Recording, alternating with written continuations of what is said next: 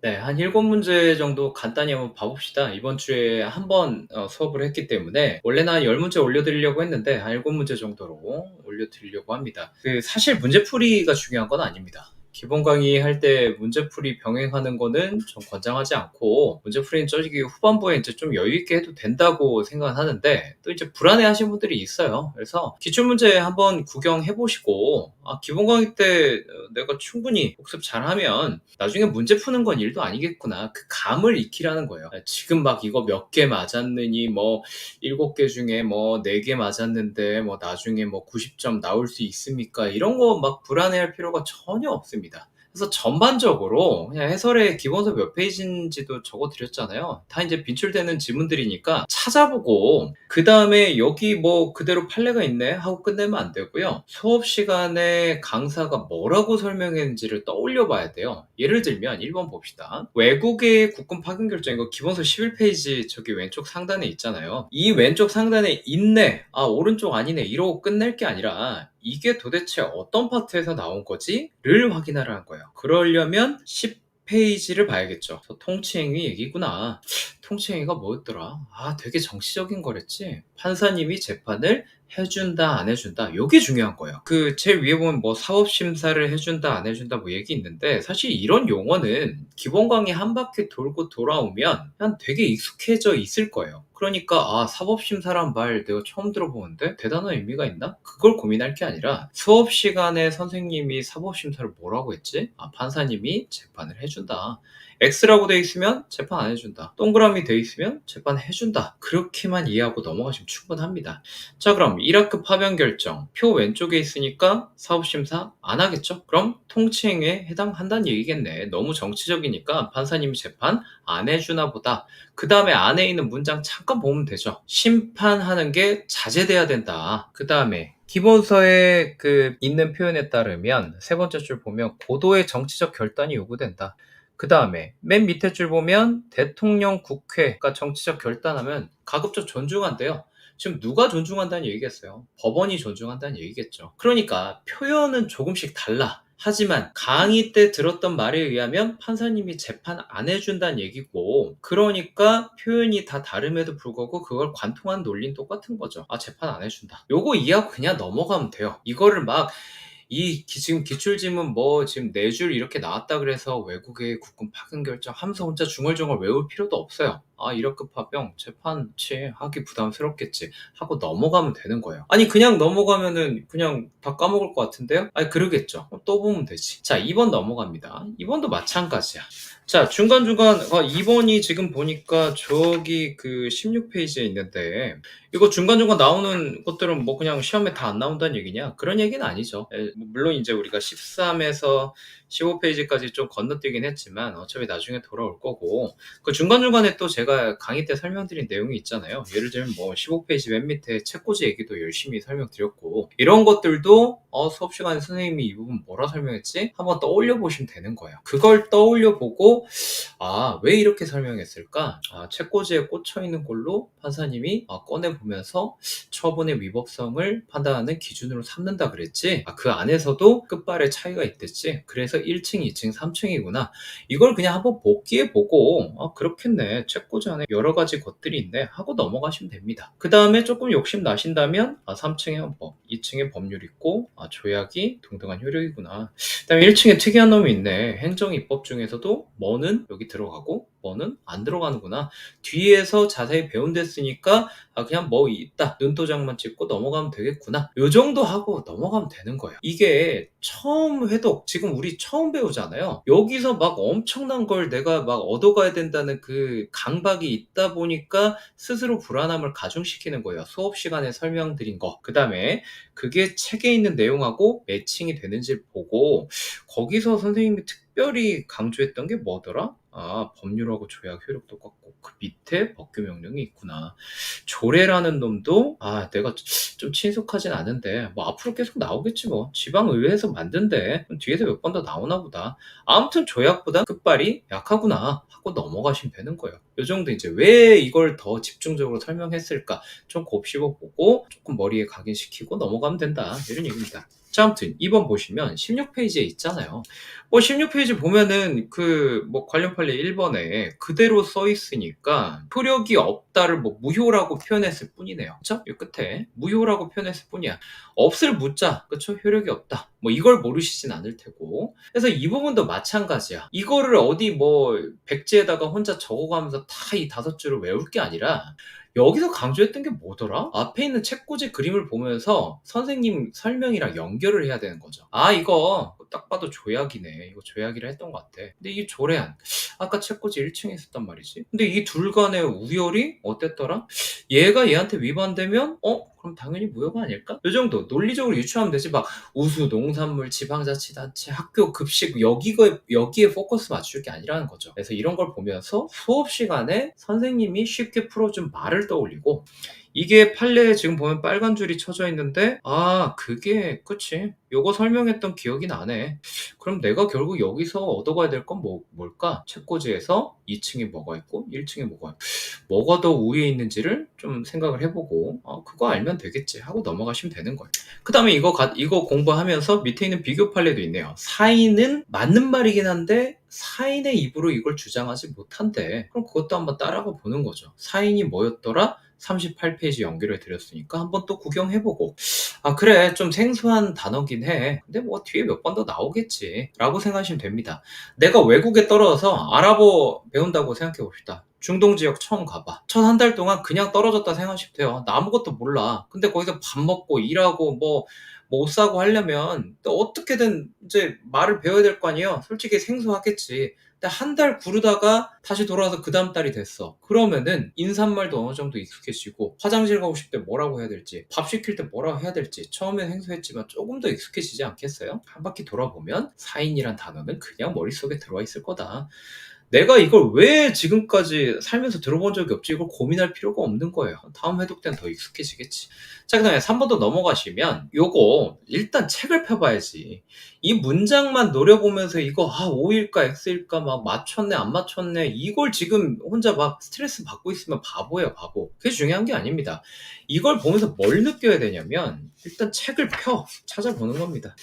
이게 어디 있느냐? 저기 19페이지 하단에 있잖아요. 그러면 19페이지 하단에 있는 문장 그대로잖아요. 그럼 뭘 느껴야 되느냐? 아, 실제 시험이 결국에는 기본서에 있는 문장 거의 그대로 또는 2번처럼 1번처럼 조금 바꾸는구나. 그러니까 문제풀이 급하지 않다고 한 선생님 말이 이 얘기구나. 결국 기본서에 있는 것만 잘 이해하고 언젠가는 이 문장에 익숙해지기만 하면 시험장 들어와서 때려 맞추는 건 별로 안 어렵겠구나. 이걸 터득하란 얘기예요. 이거 되게 어려운 문장인데 어떻게 법학을 한 번도 안 배운 사람이 한 번 수업 듣고 머리에 다 집어넣을 수 있겠어요. 그건 원래 안 되는 겁니다. 그러니까 책을 펴. 여기 있네. 그럼 선생님 이거 뭐라고 설명했지? 아, 바로 밑에는 관련 판례랑 상충되지 않는다는 걸 유의하라 그랬잖아요. 그리고 그때 기본권 실현과 기본권 제한이 의미에 차이가 있다. 내가 기억을 환기시켜 놓고 그때 수업 흐름 그대로 복습하면 되는 거죠. 19페이지 맨 위에 있는 표부터 보는 거예요. 중요사항인지 아닌지, 중요사항이라면 왜 위임이 안 되는지, 뭐 국회의원 사무실 찾아간 얘기했잖아요. 그러니까 우리한테 중요한 건 이 OX 지문을 머리에 지금 넣느냐 안 넣느냐가 아니에요. 수업 시간에 선생님이 뭐라고 했지? 를 떠올려 보는 거예요. 아이, 조급해 죽겠는데, 아이, 나 지금 당장 내년에 시험 봐야 돼가지고 지금 이거 기출이면 이거 지금 다 외워야 될 것 같은데, 무슨 국회의원 사무실 찾아간 얘기를 왜 떠올려야 되냐? 제가 그걸 모를까요? 알고 있죠, 나도. 알고 있는데 이게 이렇게 그대로 나와주면 또 모르겠어요. 근데 표현이 조금 바뀔 수 있는 거고요. 그리고 더 중요한 건 그대로 나온다고 해도 제가 지금 3분의 1로 줄여놨는데도 책이 400페이지 가까이 되잖아요. 여러분들 조급하니까 그냥 외우고 싶잖아요. 그냥 이해 못하고 외워버리면 너무 많아진다는 거예요. 그래서 처음에 좀 이해를 좀 잘 해놓으면, 지금 이해를 잘 해놓으면 나중 가서 암기해야 될 양을 줄일 수 있거든요. 그래서 일단은 조급함 좀 내려놓고 그 의미를 한번 곱씹어 보자는 겁니다. 그리고 뭐 우리 군무원 시험 소방에서 조금 더 두드러지는 경향이긴 한데 공무원 출제위원도 또 모르죠. 기존에 있던 이 표현을 조금 더 생소하게 변형할 수 있는 거예요. 대신에 키워드는 안 변해요. 키워드는 고정이야. 그러니까 키워드를 중심으로 그 기저에 깔려있는 의미를 내가 알고 있어야 문장이 좀 변형돼도 시험장 가서 맞출 수 있다는 거죠. 그렇기 때문에 어느 뭐로 봐도 이해는 필수적이다. 그래서 19페이지 위로 가서 그 표의 의미를 한번 곱씹어 보는 거예요. 국회의원 사무실 찾아간댔지? 아, 중요한 사항. 그래, 그러면 지가 직접 하겠네. 중요하지 않으면 그래, 짬 처리하겠네. 중요하지 않으면 포괄적으로 위임 되느냐 안 되느냐 더 따진다는데 그것도 한번 표 오른쪽까지 가서 한번 따져보고, 그러고 이제 18페이지 다시 돌아오면 되는 거죠. 기본권 실현은 중요하다, 제한은 중요하지 않다, 이렇게 나눠놓고 표랑 대조시켜 가면서 선생님 설명이랑 한번 매칭을 시켜보는 거죠. 그 다음에 3번 선지는 표의 위쪽이고 18페이지 맨 밑에 관련 판례라면 표 아래쪽이겠구나. 그러니까 의미가 매칭이 되네. 지금 이 어려운 문장을 내 머릿속에 다 꾸겨 넣을 수는 없겠지만 뭐 언젠가는 들어가겠지 뭐. 어차피 엄청난 변형은 안 한다, 이런 얘기입니다. 그리고 예를 들어 이런 기출지문 봤다 치면 18페이지 밑에서 이제 이 판례를 98 헌바 70 돼 있는 거 그냥 찾고 끝낸 게 아니라 이게 자주 나온다 그러면 그 밑에 있는 관련 판례도 당연히 같은 비중이겠죠. 그러니까 위에 거 못지않게 밑에 것도 기왕 책 평김에 같이 숙지하면 되는 거예요. 자, 4번 내려가시면 이것도 마찬가지입니다. 이걸 때 봤을 때 원래는 이 5줄을 그냥 다 읽는 게 아니고요, 쓱 대충 읽는 거예요. 그럼 공부가 나중에 이제 많이 돼 있으면 키워드는 고정이랬잖아요. 형식 두 번째 줄에 있는데 마지막 줄 실질, 이 두 개의 키워드라고. 그러니까 이게 어느 정도 변형이 있을 수 있어요. 그 딱 두 번째 줄까지 형식적인 권한 분장이 구애되냐 안 되냐, 여기까지만 물을 수도 있는 거예요. 그리고 이건 알려버리고 밑에 있는 거, 그래서 공적 견해 표명이 있는지 판단할 때는 실질에 의해서 판단합니까 아닙니까, 이렇게 낼 수도 있는 거예요. 어쨌든 내 머릿속에는 형식 아니고 실질로 본다, 이게 머릿속에 이제 나중 가면은 들어와 있어야 된다는 거고, 지금은 한 번에 다 들어와 있기가 어려우니까 23페이지 펴는 거지. 편 다음에 옥차를 보는 거예요. 어떤 맥락에서 이 판례를 집어넣어놨는지를 보는 거지. 신뢰보호 원칙이고, 맞아, 구준표 금잔대 얘기했었지. 당연히 시험에는 구준표 금잔대 얘기 나올 리가 없겠죠. 근데 선생님이 왜 그 얘기부터 했을까? 요건이 총 4개나 되는구나. 그 중에 첫 번째, 행정청이 공적 견해 표명을 해야 된다 가 있는 거고, 어떤 게 공적 견해 표명으로 인정될 것인가 23페이지에 좌라락 사례가 있네. 그걸 보고 내가 숙지를 하면 되는 거겠죠. 그러면은 빨간색 밑줄 다 쳐져 있고 그 안에서도 선생님이 수업 시간에 형식에다 세모 치고 실질에다 동그라미 쳤잖아요. 뭐 세모를 하든 네모를 하든 뭐 그게 중요한 건 아닙니다. 아무튼 왜 이게 키워드였는지를 한번 생각을 해보는 거지. 그러면서 선생님이 수업 시간에 뭐라고 예시 들었지? 그 예시가 시험에 나오진 않죠. 하지만 그 얘기를 왜 했는지 한번 생각을 해보는 거죠. 조직도상 어떤 부서에 속하는지가 중요한 게 아니라 실질적으로 권한이 있는지가 중요하다, 그러겠지. 이해됐으면 눈도장 찍고 넘어가면 되는 거예요. 어차피 뒤돌아서만 까먹는 건 맞지만 지금 이렇게 좀 해놓으면 나중에 다음 달에 한 번 더 회독할 때 조금 더 결론에 빨리 이를 수 있고, 이제는 이해하는 데 필요한 시간이 줄어드니까 암기할 시간이 확보가 되겠죠. 언제? 다음 회독할 때. 그때는 이제 암기에 좀 비중을 두고, 그래서 결국에는 이 판례가 내 머릿속에 딱 들어와 있으면 나중에는 이제 문제풀이 들어가도 기본서를 안 찾아봐도 얘 도움이 없이도 어느 정도 풀리는 시점이 오겠죠. 그 시점이 빨리 올지 늦게 올지는 사람마다 편차가 있는 거예요. 근데 중요한 건 아직 시간 넉넉해. 시험장 들어가기 전날까지만 내 머릿속에 들어와 있으면 어차피 보라고요. 1번에서 7번까지 별로 크게 응용을 요하지 않잖아요.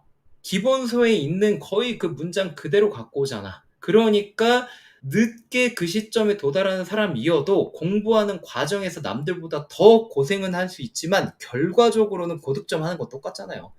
인생의 전부가 시험은 아니지만 시험의 전부는 결과입니다. 결과 똑같으면 다 똑같은 거예요. 자, 5번도 마찬가지입니다. 딱 보고 맞췄냐 안 맞췄냐가 중요한 게 아니에요. 이거 어디 썼지? 항상 기본서랑 연계를 하는 거예요. 23페이지 와. 근데 수업 시간에 분명히 위에 있는 그 적정통보 제도의 취지를 설명을 먼저 했죠? 한번 읽어봐. 거기에 막대한 경제적, 시간적 손실 쪽에다가 제가 꺽쇠로 묶어가지고 강조했잖아요. 왜 이런 제도를 두고 있는지 한번 생각을 해보고, 그렇다면 그 다음 페이지 그림. 항상 텍스트보다 그림을 먼저 설명하잖아요. 그림 딱 보고 아 그렇네. 그러니까 처음에 적정통보 받았겠고 받았다는 건 나중에 허가를 받기 위한 약속이겠네. 근데 다른 나머지 것들에 대한 약속은 아니겠네. 해놓고 무슨 상황이라 그랬죠? 그것까지 떠올려 봐야지. 물론 지문에는 거부 처분 취소 소송하고 있습니다. 얘기가 없죠. 하지만 수업 시간에 설명해드린 그 맥락 무슨 소송하고 있습니까? 설명드렸잖아요. 그걸 알고 있으면 남들보다 더 이해가 많이 남는다고요. 그리고 거기까지 묻는 경우도 있어요.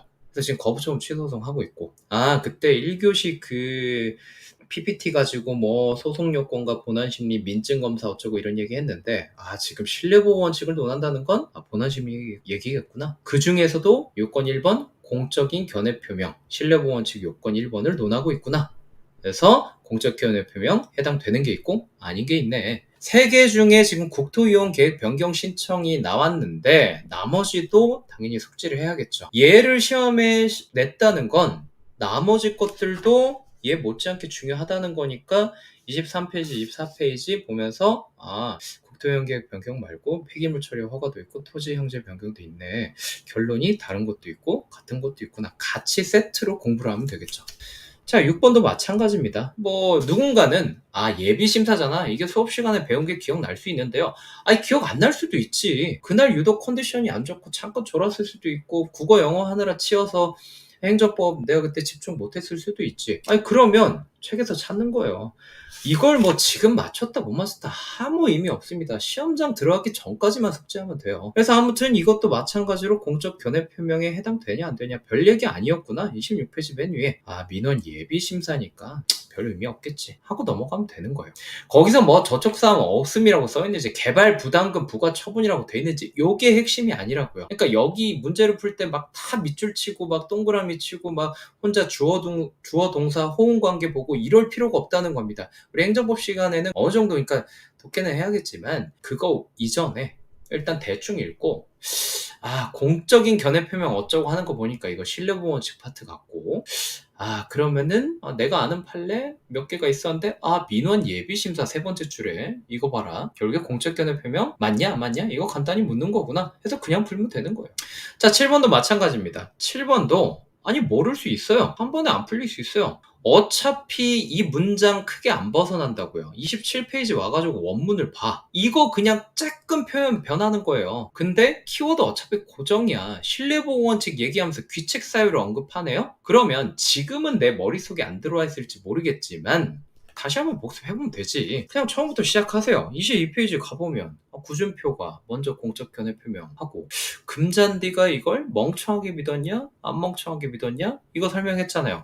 이거랑 내가 옛날에 뭐 공부를 뭐 8등급 맞았든 9등급 맞았든 뭐 문과든 이과든 이게 무슨 상관입니까? 전체 공지에다가 구준표 금잔디 영상까지 올렸잖아요. 그냥 그거 그대로 따라가면 돼요. 지금 그걸 넘어서 자꾸 막 이 판례 표현을 처음부터 다 술술 읽고 막 문제풀이 할 때 막 응용을 막 해야 되는데 내가 그것까지 해야 되는데 선생님 갈 길 멀어 죽겠는데 막 구준표 금잔디 쓸데없는 얘기나 하고 막 이렇게 혼자 부담을 가지니까 지금 어렵게 느껴지는 거예요. 그거 그대로 떠올리고 이제 금잔디 턴이네. 신뢰를 할 때 멍청하게 믿었냐? 안 멍청하게 믿었냐?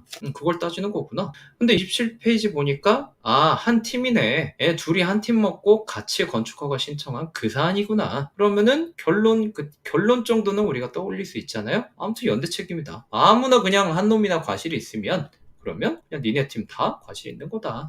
자 그러면 모두가 이제 키워드긴 한데 이것만 보고 끝내면 안 되겠죠.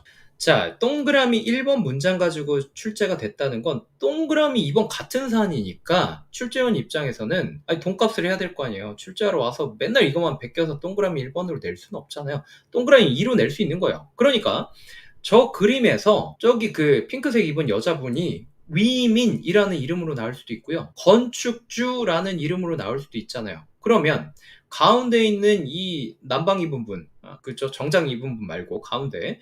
그러면은 이 핑크색 여자분이 위민으로 나오면 이 남방 입은 분은 수위민으로 나올 거고, 그쵸? 똑같은 사람인데 뒤에 핑크색을 위민이라고 표현하면 얘는 수위민이라고 표현될 수 있고 핑크색을 건축주라고 하면 얘는 건축사라고 표현할 수도 있는 거잖아요. 표현은 달라질 수 있는데 어쨌든 논리 똑같다고요. 아, 동그라미 2번 보니까 다양한 용어가 나오네. 그렇네. 뭐 이름이야 붙이기 나름이지. 아무튼 이 둘이 한 팀이니까 건축사라는 놈이 뭐 강거했다? 야, 너는 그러면 안 되지. 중과실 수업을 들으신 분이라면 써놨을 거 아니에요. 26페이지에 보니까 중과실을 몰랐다? 사람이 아니구나. 이런 실수를 하다니. 한 놈한테 실수 있으니까 전부한테 실수가 있는 거나 마찬가지구나. 그래서 동그라미 1번이랑 결국 같은 얘기구나. 이렇게도 표현할 수도 있고 저렇게도 표현할 수도 있는데, 동그라미 1번 갖고 이렇게 실제 기출이 나왔다면 동그라미 2번으로도 나올 수 있으니까 2번도 숙제해야지 하고 넘어가셔야겠죠. 아시겠죠? 이런 식으로 이제 복습을 하면 되는 거예요. 이게 이해예요. 그리고 여력이 된다면 암기를 할 건데, 제가 이 기출지문 다 외우라고 안 했잖아요. 판례 문장 다 외우라고 한 적이 없잖아요. 일단 이해가 먼저예요. 암기는 키워드 빨간 줄 다 쳐져 있고 그 안에서도 수업 시간에 뭐 동그라미도 치고 세모 치고, 아무튼 거기서 중점적으로 이제 강조한 키워드들 있을 텐데, 그놈들이 항상 실제 시험에서도 고정이니까 왜 얘를 키워드로 선생님은 짚었을까를 생각해보고 걔 눈도장 찍고 그 다음 넘어가면 되는 거예요. 어차피 여러 번 볼 거야. 처음부터 이해까지 하고 문장까지 다 머릿속에 저장하고 무슨 문제풀이까지 뭐 완벽하게 모든 경우 다 커버치고, 이건 원래 안 되는 겁니다. 제가 부족한 탓도 있겠지만 강사가 아무리 뛰어나도 과목 특성 자체를 넘어설 수는 없어요. 그건 좀 이해를 해주셨으면 좋겠습니다. 자, 그리고 마지막으로 좀 당부 말씀 드리자면, 당연히 이 7문제 있는 것만 그냥 기본서 찾아보고 끝내면 안 됩니다. 우리 수업 시간에 배운 건 더 많잖아요. 1교시 PPT도 있고 그 다음에 이 방금 찾아본 내용 전후로 쭉 수업 진도 나가면서 우리 배운 것들 다 이런 식으로 복습하라는 거예요. 그러니까 빠짐없이 수업의 흐름을 한번 생각해보고 기본서에 있는 문장 뭐 모든 걸 다 지금 머릿속에 다 저장할 수는 없지만 의미를 곱씹어보고 왜 이게 키워드일지 정도 그 의미를 생각해본 다음에 넘어가자, 이런 얘기입니다. 어차피 문제 풀어보니까 기본서에 있는 문장하고 크게 다르지 않잖아요. 엄청난 응용을 요구하지 않아요. 우리 시험은 이해, 암기, 응용 순으로 나아가야 되는데 응용 파트 비중이 굉장히 적어요. 그러니까 지금은 문제풀이 조바심 내지 마시고 그냥 여기저기 점을 열심히 찍으세요. 어련히 다음 커리부터 문제풀이 병행하면서 점 잘 찍혀 있다는 걸 전제로 그걸 연결을 해드릴 겁니다. 그리고 그 다음 커리에서 열심히 그걸 또 면으로 만들어 드릴 거예요.